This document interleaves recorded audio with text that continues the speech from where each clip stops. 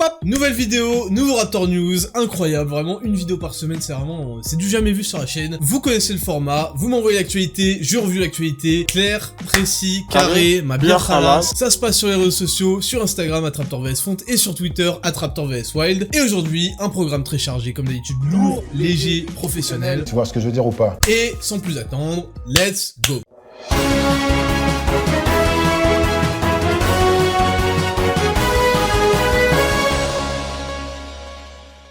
News numéro 1. Alors, vous savez que j'aime commencer les Raptor News par quelque chose de très lourd. Directement, j'aime poser les bases. Et qui de mieux comme candidat que Slate? Alors Slate, pour ceux qui connaissent pas, c'est quand même une grosse pointure dans le milieu. C'est vraiment carré ce qu'ils nous produisent. Et ils répondent souvent à des questions existentielles comme l'urine sent-elle l'urine ou la vanille? Les rayons produits du monde sont-ils racistes? Et récemment, et c'est de ça qu'on va parler, pourquoi tant d'hommes dans les tacos? Vraiment, la France se pose la question. Donc Slate est parti enquêter. Vraiment, on est sur du journalisme d'investigation. Et on lit ça tout de suite. Dans les enseignes type Otakos, la clientèle masculine est très largement majoritaire et ce n'est pas forcément parce que les palais féminins sont plus faibles. C'était un mercredi soir, il devait être 18h. Donc là, voilà, elle nous raconte un petit peu son expérience. Je me dirigeais à pied vers la gare de l'Est quand j'ai remarqué la terrasse d'un restaurant Otakos. Elle était remplie d'une dizaine de jeunes hommes, sans aucune fille à l'horizon. Et à partir de cette observation, si vous voulez, de la vie quotidienne, là, la fibre journalistique s'est emparée de Juliette et elle s'est dit qu'elle allait faire vraiment une enquête sur la mixité à Otakos, voilà, réellement. Donc voilà, en 2019, l'état dans lequel on est,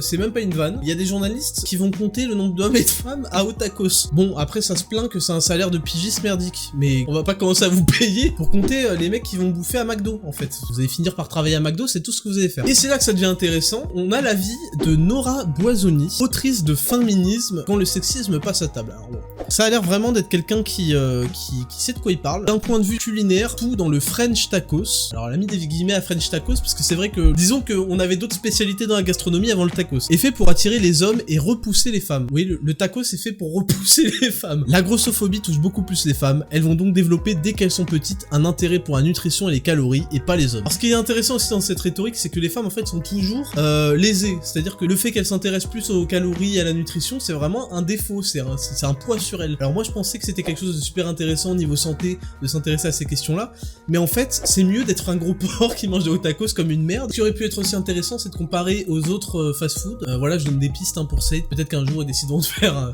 un article intéressant. Donc de comparer la fréquentation de hot tacos par rapport à la moyenne des autres fast-food, ça aurait pu être intéressant. Et sinon, on aurait pu peut-être évoquer la différence de métabolisme de base entre un homme et une femme. On peut voir ça comme une injustice pour les hommes qui doivent manger plus pour subsister. Après, moi, je m'y connais pas vraiment en journalisme d'investigation et en comptage de gens à hot tacos, mais voilà, c'est quelques pistes que je lance à Slate. Continuez Slate, nickel. Bravo à vous. Next news.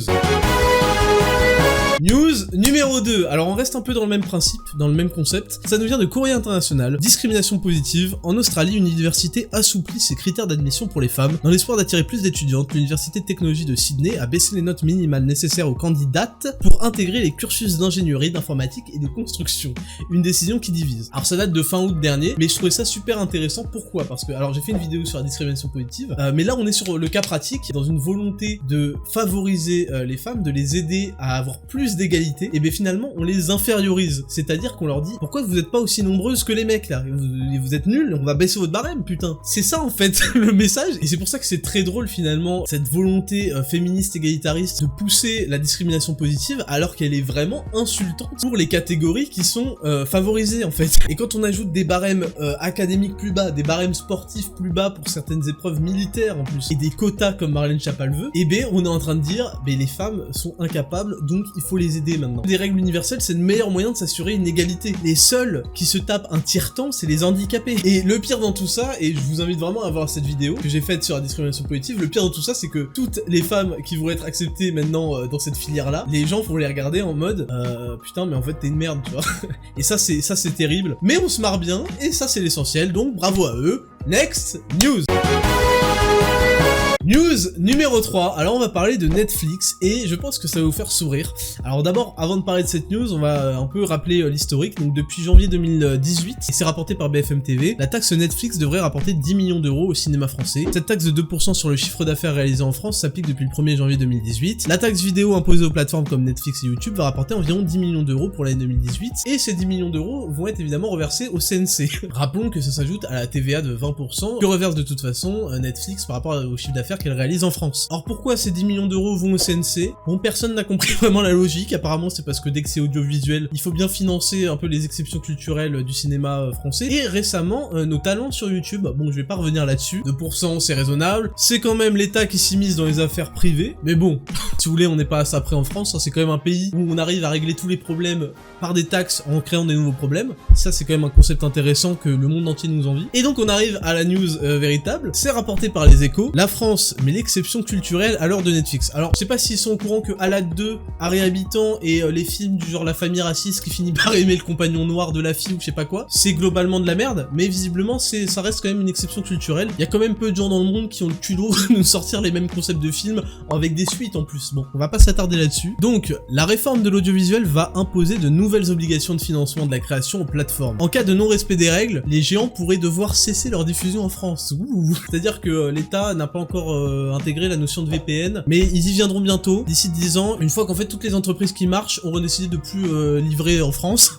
Comme ça on sera bien, franchement on sera nickel. Les plateformes, donc Netflix, Amazon Prime Video et Disney+, quand ça sortira, devront au minimum, investir 16% de leur chiffre d'affaires réalisé en France dans la production d'œuvres françaises. Et ça les amis, c'est incroyable. C'est-à-dire que Netflix donc se tape les 20% de TVA, bon, jusque là, ok. Se tape la taxe Netflix à 2% pour financer le CNC. Et comme si ça suffisait pas, maintenant il faut qu'ils investissent minimum 16% pour aider à la production de navets qui en fait ne plaisent à personne. Et c'est pour ça qu'ils ont pas d'argent. C'est parce qu'en fait il y a pas de recettes. L'exception culturelle française, c'est de faire des films qui coûtent très cher et d'avoir aucun retour sur investissement. Et ça c'est incroyable. Donc la logique c'est en fait de prendre le mec qui est réussi et de le tirer comme ça en lui disant reviens ici. Tous les petits frères je les fais profiter moi derrière moi. Voilà, alors ça, grosso modo, ça s'appelle le socialisme, c'est la spécialité française. On en a fait tout un art, mais ne vous inquiétez pas, parce que c'est pas Netflix vraiment qui va être lésé. Déjà, ils vont sûrement répercuter cette taxe dans le prix de l'abonnement, donc vous allez être heureux. Et surtout, si vous croyez qu'on prend de l'argent à Netflix, l'État le réinjecte derrière, parce que, en fait, vous êtes pas au courant, comme tout le monde, mais on a eu la formidable idée du Pass Culture. Donc le Pass Culture, c'est quoi? C'est 500 € donnés à tous les jeunes de France, dont 200 qui peuvent servir à financer des trucs un petit peu numériques, comme Netflix. Donc voilà, l'État va payer les Pass Culture qui vont payer Netflix qui va payer le CNC. Donc je trouve ça plutôt pas mal comme système. Vraiment on sent qu'ils ont complexifié la chose et vous allez encore plus payer le CNC, donc j'espère que vous êtes heureux. Tu seras heureux. Tu seras heureux. Les productions françaises, vraiment, elles vont nous gâter dans les années à venir, parce que là, il y a du budget, donc peut-être qu'on n'aura toujours pas de devis, mais peut-être qu'on va vraiment avoir des productions avec des effets spéciaux de fou. Peut-être que la vidéo assise sur un banc pendant 8 heures va peut-être être assise sur un banc pendant 12 heures, je sais pas, avec des trucs de fou. Donc on a hâte de voir tout ça. Next news. Alors, c'est vrai que je vous parle de femmes, d'hommes, de parité, de mixité, de sexisme, d'oppression patriarcale, etc. Et c'est vrai que j'avais pas pensé à ça, mais député Obono a la solution à tout ça. Notre amendement propose la suppression de la mention du sexe à l'état civil. Cette mention qui n'a aujourd'hui plus aucun intérêt a pour les personnes et notamment des conséquences concrètes parfois très oppressives. Eh ben, moi je tiens à l'applaudir, à la féliciter, bravo à elle, parce que fallait y penser pour résoudre les problèmes de sexisme et pour arrêter peut-être d'avoir des articles à la con dans Slate et Combini. Et ben il suffisait de supprimer la mention d'hommes et de femmes. C'est vrai qu'aujourd'hui ça a plus aucun intérêt et en plus ça fait chier si tu veux 0,001% de la population. Excellente idée, franchement nickel, brillant, il fallait y penser. Comme ça on n'aura plus de gens qui vont compter les hommes et les femmes à Otakos, sachant que déjà c'était beaucoup s'avancer que de présupposer que tel était un homme ou une femme. Donc là au moins il n'y a plus de sexe et je trouve ça extraordinaire, bravo à elle. Next news. Dernière news, et là ça me concerne personnellement. Alors vous savez que je suis pas du genre à partager ma vie privée sur internet, tout simplement parce que c'est dans la définition de la vie privée, c'est qu'elle est privée. Mais là, voilà, j'ai une nouvelle qui forcément va changer ma vie. C'est que je vais devenir père, je vais devenir parent 1, c'est incroyable. Je suis très content, on est très content avec le parent 2 du coup. Et donc voilà, je tenais à partager ça avec vous. Je suis vraiment super content. Je vais pouvoir victimiser quelqu'un de plus dans mon quotidien et ça fait plaisir. Vraiment, j'en ferai déjà j'avais eu les chiens, si vous voulez, ça partait en uppercut dans les côtes. Là, je vais devenir daron, je vais enfin pouvoir décoller des gifles de daron. Donc voilà, rien de plus à ajouter. Je vous laisse deviner si c'est un garçon ou une fille, ou alors s'il aura la chance de naître sans mention du sexe, parce qu'après tout, ça n'a plus aucun intérêt. Alors j'ai vu que c'était pas le truc le plus écologique à faire, il y a Greta Thunberg qui m'a envoyé une lettre de menace. Donc voilà, un bébé raptor à venir, je vous tiens au courant évidemment du bon déroulement des opérations. En attendant, si vous voulez Khalas, ses vêtements, ses déguisements de petits raptors, de bébés raptors, etc. et que vous voulez devenir stock pour la baby shower que j'organiserai, Raptor Coaching Pro, le meilleur service de coaching personnalisé. Vous remplissez un questionnaire approfondi, le coach s'occupe de vous, c'est fait par un coach diplômé, passionné, avec des tarifs inégalables. Vous envoyez juste un petit mail de 2 lignes à raptorcoachingpro@gmail.com, on s'occupe de vous. Ma bien Khalas, vous avez toujours 10% sur Prozis avec le code Raptor10, donc faites-vous plaisir, prenez des trucs que vous avez pas besoin, des trucs que vous avez besoin.